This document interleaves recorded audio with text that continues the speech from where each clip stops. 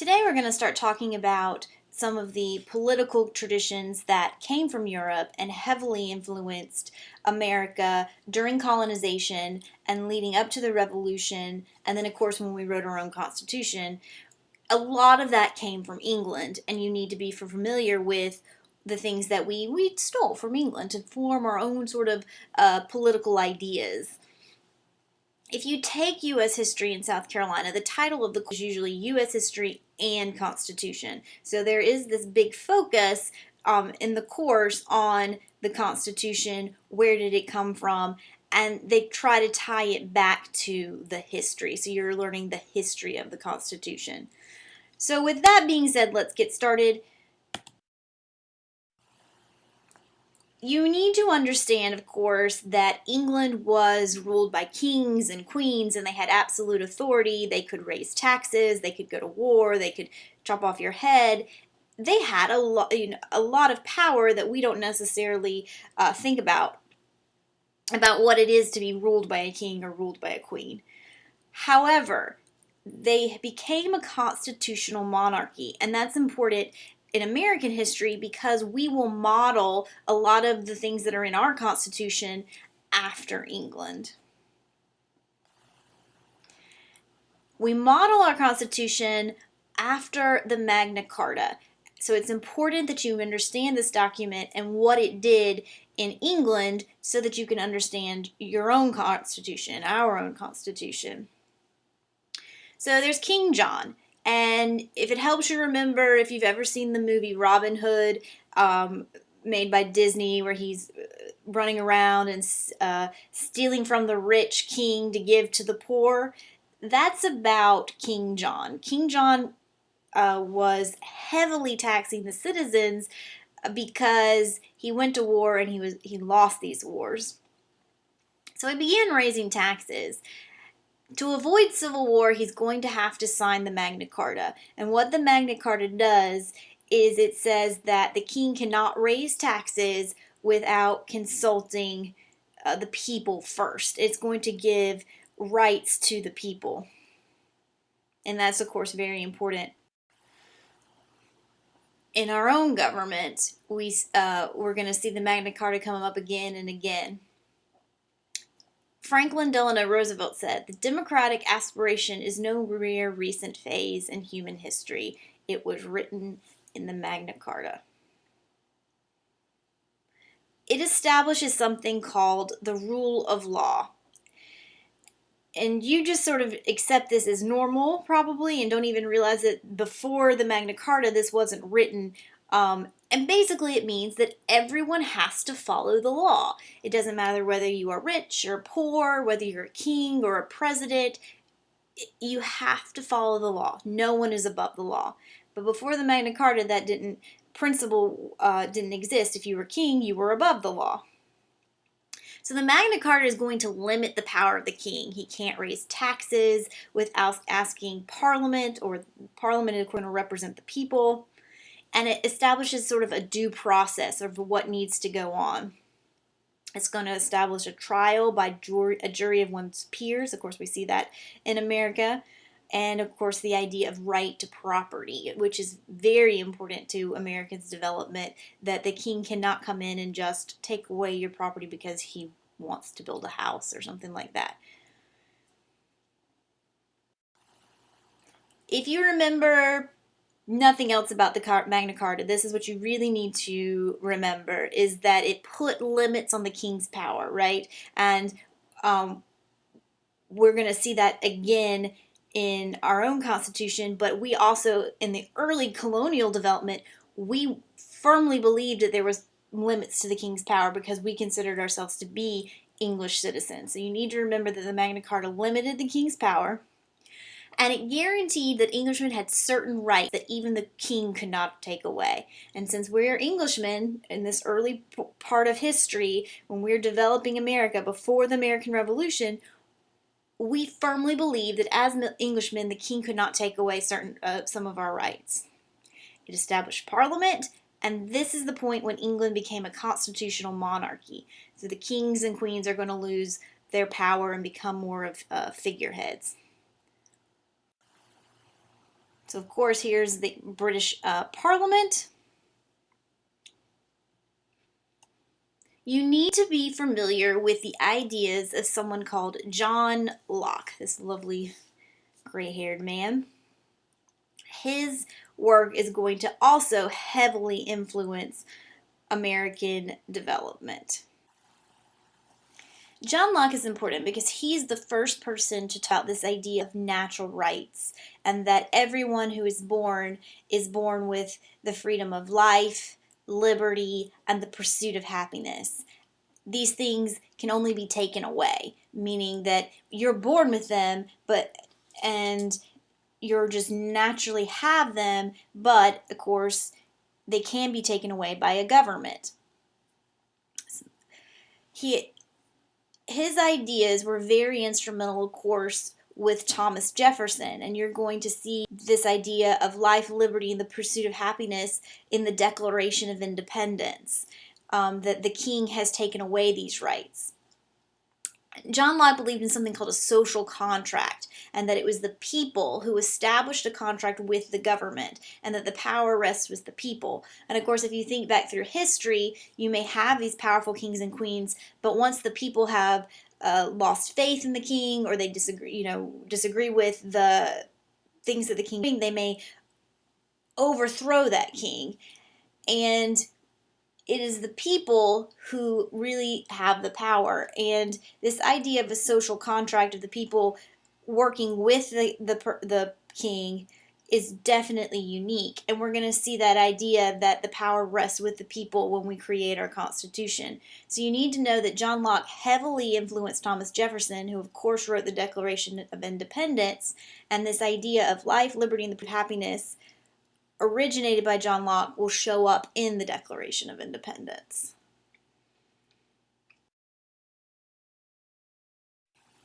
Or the English Bill of Rights. This is Amendment 2 of our own American Bill of Rights. A well-regulated militia being necessary to the security of every state, the right of the people to keep and bear arms shall not be infringed. So again, the English Bill of Rights heavily influencing our own Bill of Rights.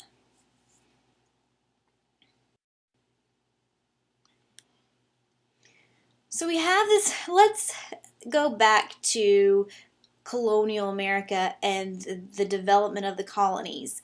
We're going to step back from what's going on in England and limiting the power of the king and queen, because all of that is going on while we are developing our own colonial governments.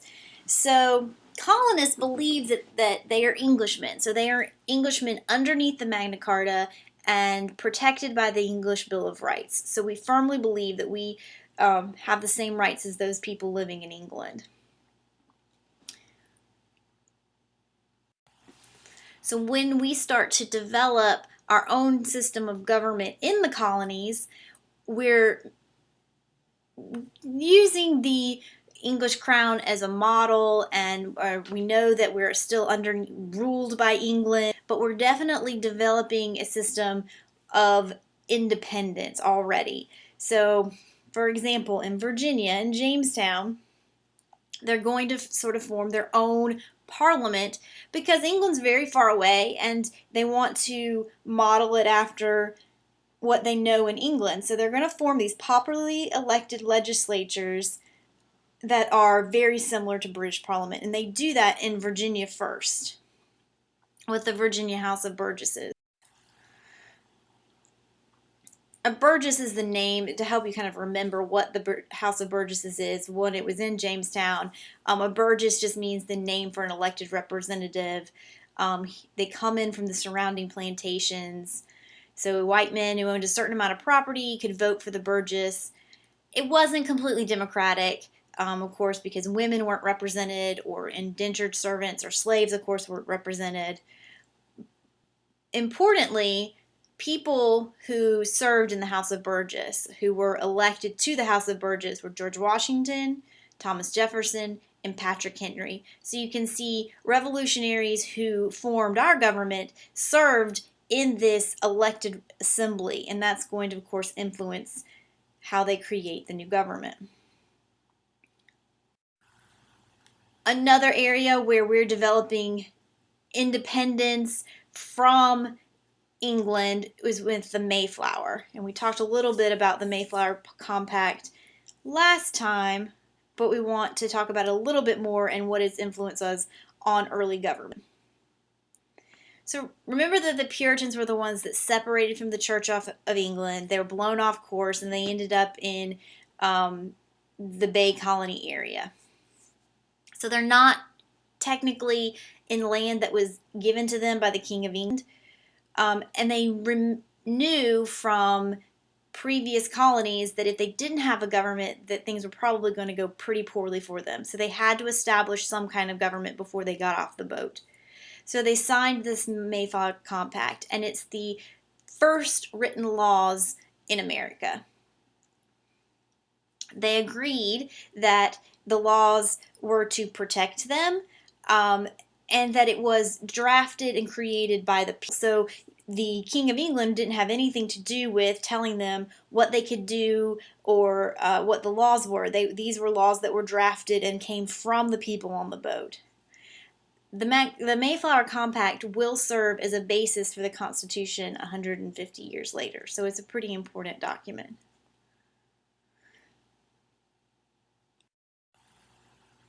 Massachusetts Bay also becomes important because of how they ran their towns. The Puritan Church, of course, was governed by male members, and so they just took this idea of how the church was run and transferred it to their normal everyday society. So these male members that governed the church also governed the rest of the society. They would have these town meetings. Remember that in Massachusetts, everybody lived in small communities.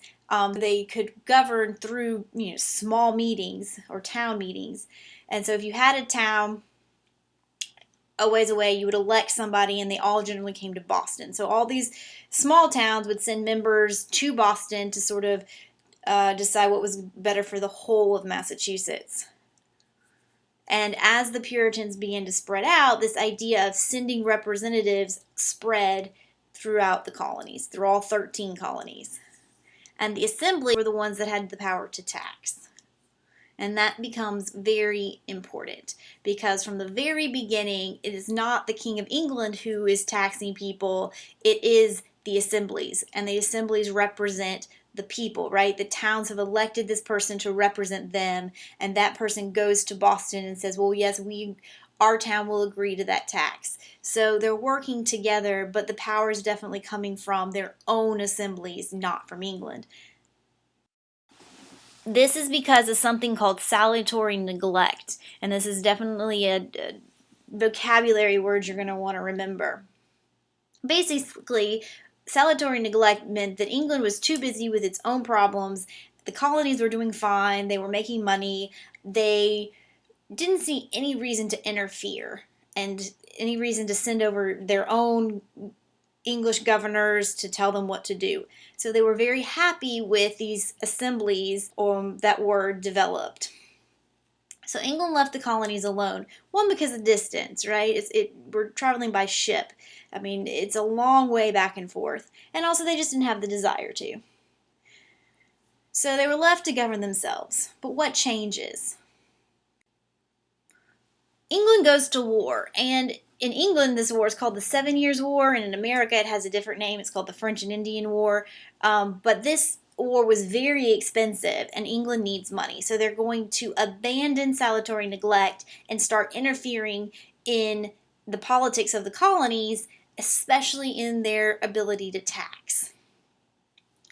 And when their assemblies could no longer tax and they had to start accepting taxes from England, that's when the tensions really start to rise. And they felt that this was a loss of their rights as Englishmen, right? Parliament in England taxes. They felt that their assembly should be the one that taxed them as well.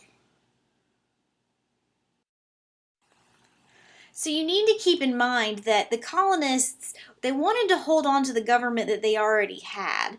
Okay, they wanted to continue this idea of salutary neglect. They wanted England to leave them alone and let their own parliaments flourish. They didn't really want representation in Parliament. Parliament was huge. If they went over there, would be outnumbered, right? There's more people in Parliament. If you sent 13 people from the original 13 colonies, that's not a lot of weight. So they just wanted to be left alone and let their own parliaments do it, their own assemblies do it. So that's when you start seeing a lot of backlash, is when England stops salutary neglect and begins imposing taxes. And the key thing here for a U.S. history class, understand that the taxes were imposed, there was a reaction, and this escalated. So, for example, the Stamp Act. Everybody knows what the Stamp Act is. It taxed papers, and it was a direct tax. It wasn't an import tax. And because of the Stamp Act, you often get, the idea that, oh, they're taxing without representation. But you need to realize it was because the colony used to impose taxes themselves. So they were really angered by this. The Sugar Act is going to establish arbitrary courts. It was to start really cracking down on smuggling. But the colonists saw it as a taking away of their rights as Englishmen, because it wasn't a jury of their peers. Their peers were in the colonies. Their peers were not in England. So because of the Stamp Act and because of the Sugar Act, you're going to see a rise in the Sons and Daughters of Liberty. They're going to form Stamp Act Congress, and they're going to start boycotting English goods, right? They're not going to drink tea. They're not going to use paper. And it worked, and the taxes were repealed. But then they're going to pass the Townshend Acts, and the Townshend Acts was taxes that were aimed to pay money to British officials so that they could be sent to the colonies, and they would be loyal to England, because they wanted to stop this sort of, oh, you're not going to tax us attitude.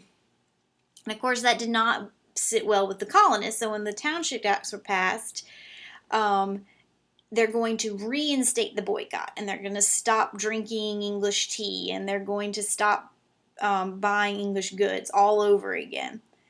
So England passes the Quartering Acts, and of course the Quartering Acts meant that they were going to keep troops in their personal homes. So you can see, as the colonies push back against this idea of not being allowed to decide their own taxes, England imposes more taxes, which causes the colonists to react even further. And the Quartering Act, when they brought troops over, and put them in their houses, that of course will lead to the Boston Massacre, right? You've got these troops, there's unease in the city. The tea tax was passed, and immediately that leads to the Boston Tea Party.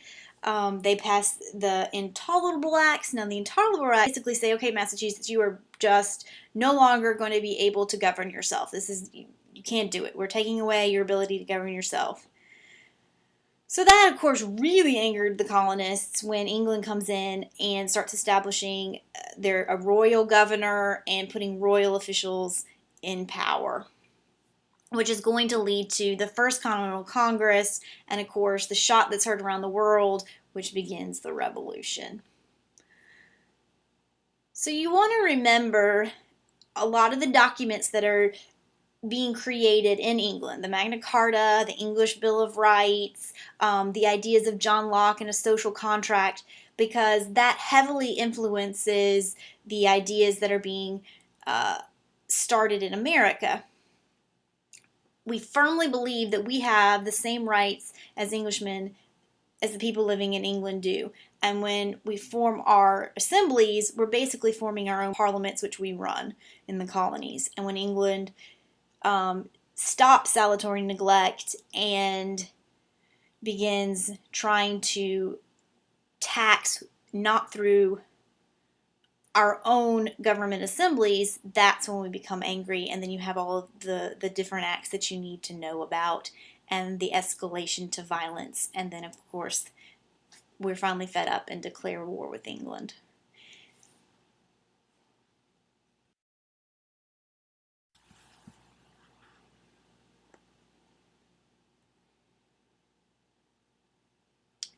In the next lesson, when you do the following lesson, you're going to really look at the Declaration of Independence and really get a feel for what were these things that made the colonists so mad. Of course, I can't cover everything. I wish I could. There's many, many amazing things that you could look at. These are the sources that I used, but you should definitely explore this topic more on things that interest you.